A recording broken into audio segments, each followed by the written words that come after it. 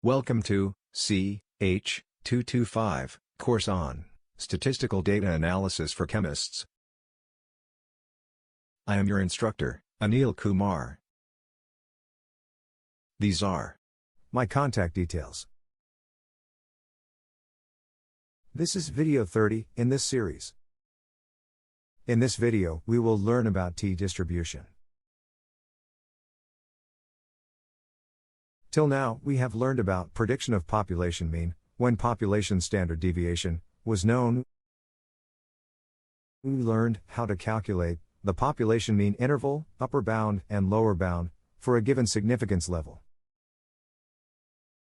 We then learned about the general expression for the population mean as shown here. Our next step is how to predict the population mean when population standard deviation is also unknown. We will use the same approach as earlier via this generic expression. Since population standard deviation is not known, we will replace this with sample standard deviation. When doing so, the z-distribution will be replaced by t-distribution, but with n-1 degrees of freedom. Here, n is sample size. Therefore, the population mean can be written as shown here. If you compare the two expressions, it is clear that the standard error in estimation is now sample standard deviation divided by square root of sample size. As shown here, t-distribution is also symmetrical, like z-distribution. However, it is little broader towards the edges as compared to z-distribution.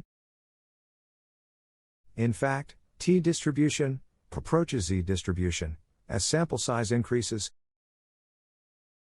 T-distribution has interesting history. Please read the Wikipedia page for the details. Everything we learned in prediction of population mean interval, upper bound and lower bound, in case of z-distribution, remains similar here, as shown in this slide. The only difference is that we use t-distribution and sample standard deviation. Let us now learn how to define t-values. We need two parameters to define t. First is the degrees of freedom, as defined by n. Second is the significance level, defined as alpha.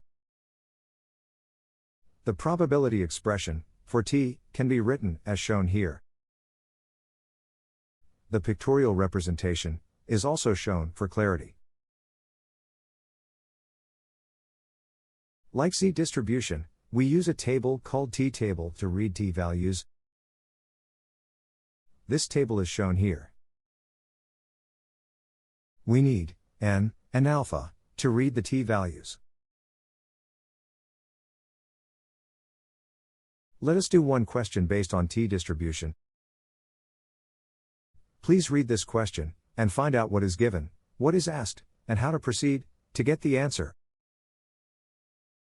We have been given a sample of 7 sulfuric acid containers along with their volumes.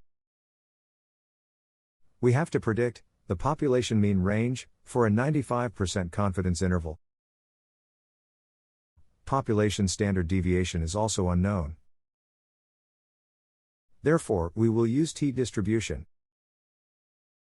Since the sample size is 7, the degrees of freedom will be 6.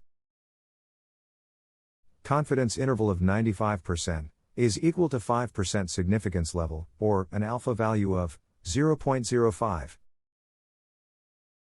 Since we are interested in population mean range, we need to find out t-value for 6 degrees of freedom, and alpha of 0.025. This value comes out to be 2.447, using t-table. We can also calculate the sample mean and standard deviation easily. Therefore, we have all the information required in this expression to calculate the population range mean. This range comes out to be from 9.74 to 10.26.